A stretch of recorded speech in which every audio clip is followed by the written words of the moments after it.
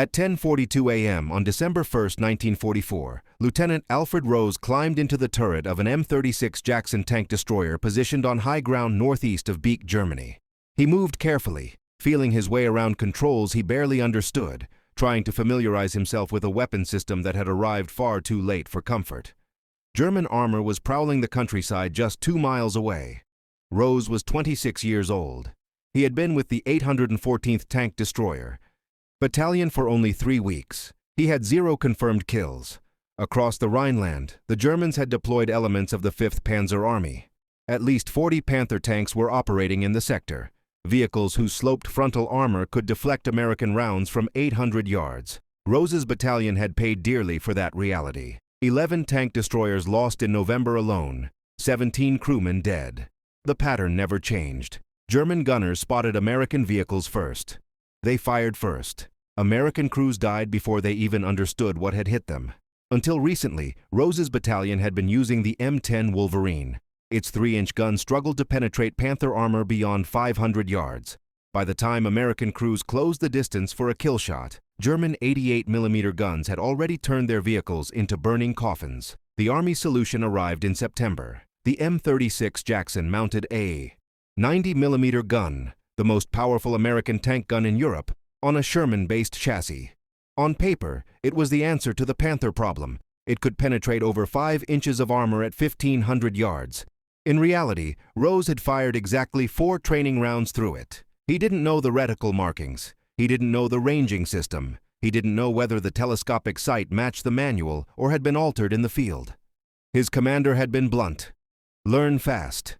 The battalion was being repositioned to support Operation Clipper, the push against the Siegfried Line fortifications near Geilenkirchen. Intelligence reported German armor counterattacking across the sector. Panthers, Tigers, assault guns, targets that required gunners who knew their equipment instinctively. Rose studied the M36F telescopic sight mounted before him. The reticle displayed range markings in 100-yard increments stretching all the way to a final marking, 4,600 yards, maximum effective range, 2.6 miles. Rose had never heard of anyone engaging armor at that distance. Tank battles happened at 500 yards, maybe 1,000. Anything beyond that belonged to artillery. The turret felt cramped. The loader stood to his left. The commander loomed above and behind. The driver and assistant driver sat low in the hull. Rose traced his hands across the traverse controls and elevation wheels. Nothing felt natural.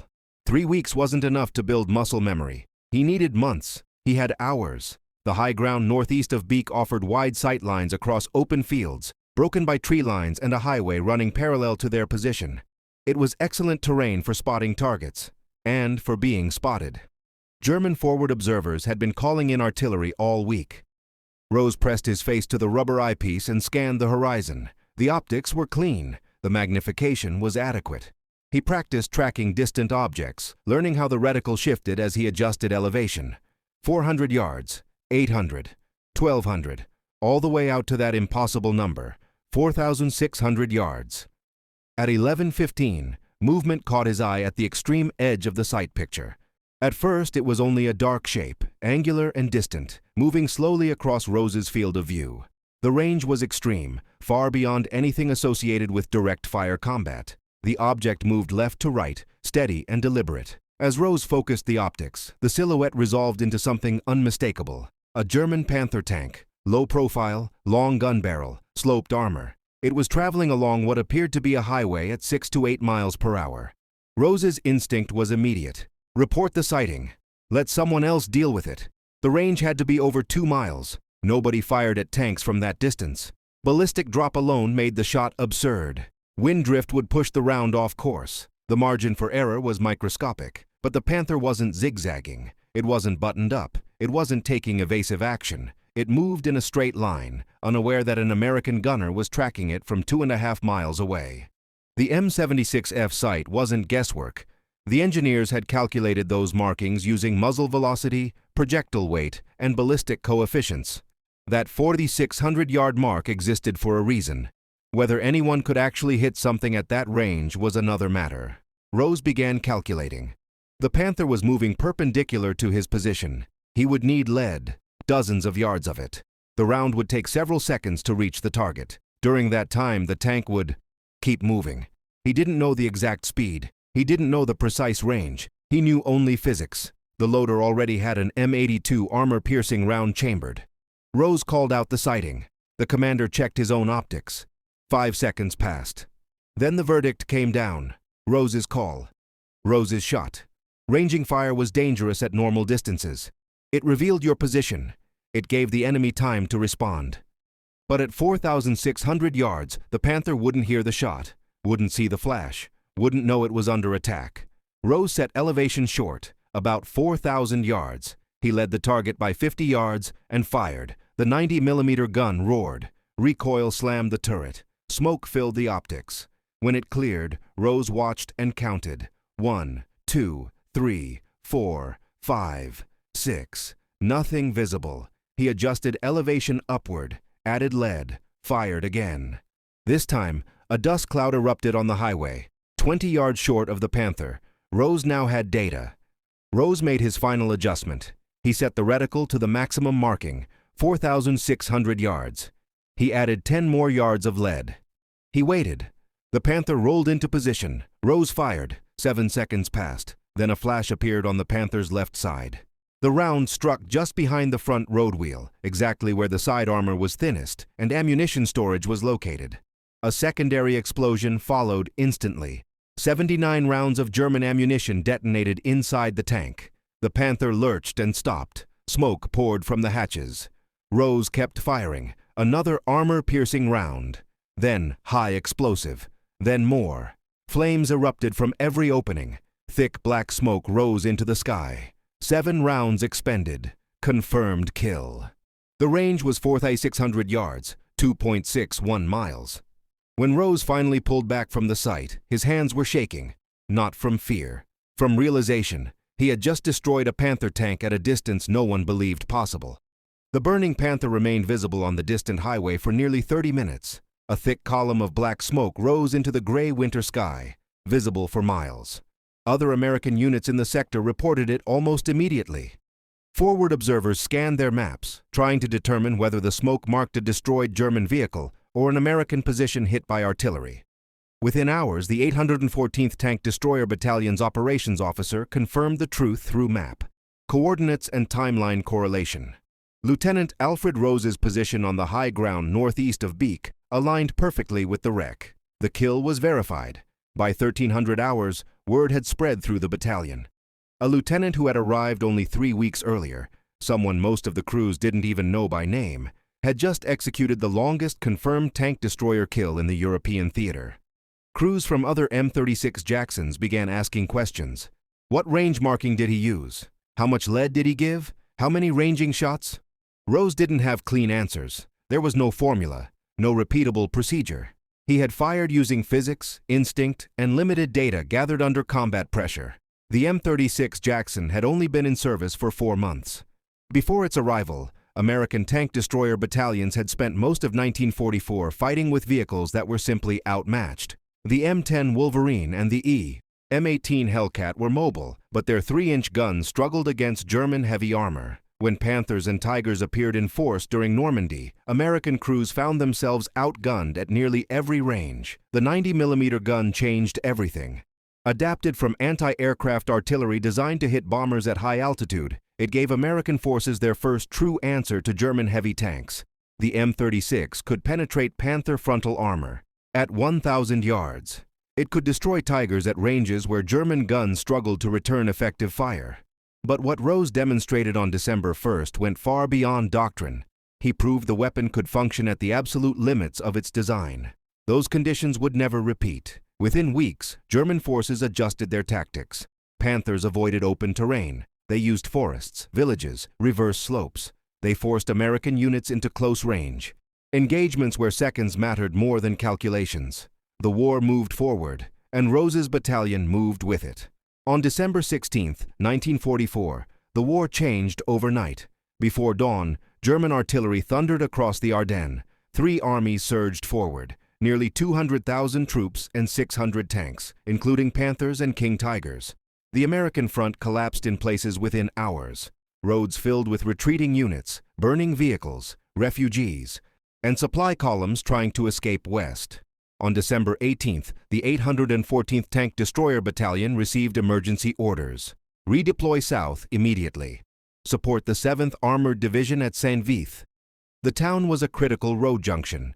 If it fell, German armor would have a direct path to the Meuse River crossings. The northern shoulder of the American defense would collapse. Rose's company moved at night through chaos. Roads were clogged. Vehicles moved without headlights. Artillery fire echoed in the distance. When they arrived at Saint-Vith on December 19th, German armor was already pressing in from the east. This was not long-range warfare. This was brutal, close-quarters combat. Panthers appeared from tree lines at 300 yards.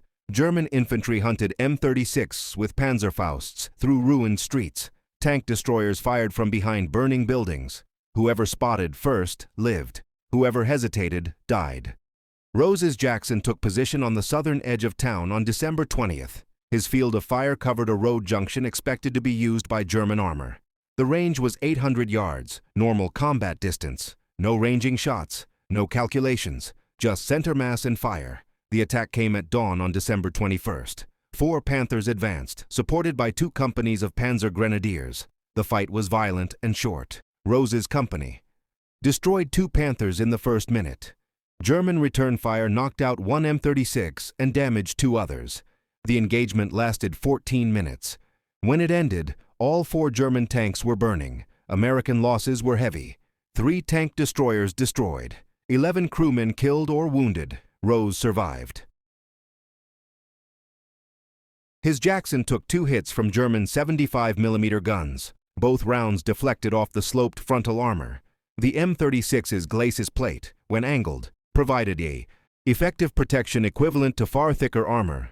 German guns struggled to penetrate it beyond 600 yards, but the open-top turret remained vulnerable to artillery airbursts and plunging fire. Several M36s were lost that week without ever seeing the enemy.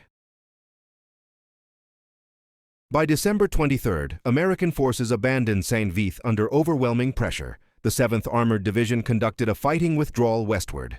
The 814th Tank Destroyer Battalion served as rear guard, engaging German pursuit forces at every defensible position. Rose fired his 90mm gun 43 times during the withdrawal. Every shot was under 1,000 yards. Every target was shooting back. The contrast with December 1st was absolute. The 814th Tank Destroyer Battalion spent January 1945 rebuilding after the Battle of the Bulge. Losses had been severe. 19 M36 Jacksons destroyed, 26 crewmen killed, 41 wounded. Replacement vehicles arrived from depots in France. Replacement crews arrived from the United States, many straight out of training, many having never fired a 90mm gun in combat. Rose found himself teaching. He showed new gunners how to use the M36F telescopic sight, how to estimate range, how to lead moving targets, how to adjust for wind and elevation. They asked about the 4,600-yard shot. Rose told them to forget it. That kind of engagement happened once in a war. What mattered was killing Panthers at 500 yards while under fire.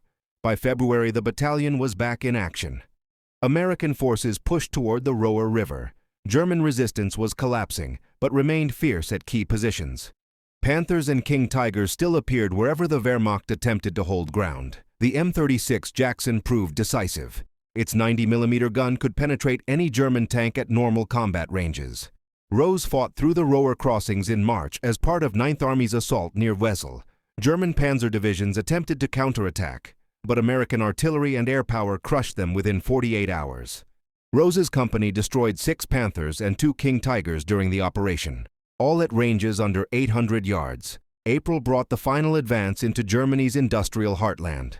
Resistance became scattered. Many German tanks were abandoned for lack of fuel. Others were destroyed where they stood. Rose's final combat engagement came on April 23rd near the Elbe River. A single Panther emerged from a farm complex at approximately 600 yards, attempting to retreat east. Rose fired 2 rounds. Both hit. The Panther burned. It was his 47th confirmed kill. 46 of those kills occurred under 1,000 yards. Germany surrendered on May 8, 1945. The 814th Tank Destroyer Battalion received orders to prepare for redeployment to the Pacific. New M36 variants were planned for use against Japanese armor during the invasion of the home islands. The atomic bombs dropped in August ended those plans. Rose never fired the 90mm gun in combat again. The December 1st after-action reports remained in Army archives. Lieutenant Alfred Rose, M36 Jackson, Panther destroyed at 4,600 yards. Witnessed, verified, documented. For 47 years the record stood. It survived Korea, Vietnam, the Cold War. It was finally broken on February 26, 1991, during Operation Desert Storm, when a British Challenger 1 tank destroyed an Iraqi vehicle at 5,100 yards using laser, rangefinders, thermal sights, and ballistic computers. Rose had none of that. He had optics, mechanics, and instinct. He left the Army in 1946, declined instructor positions, returned to civilian life. He never sought attention, never gave interviews, never wrote memoirs. Historians found his story decades later. A single shot, fired at the absolute limits of human calculation and mechanical precision, frozen forever in the records of armored warfare. And for nearly half a century, no one surpassed it.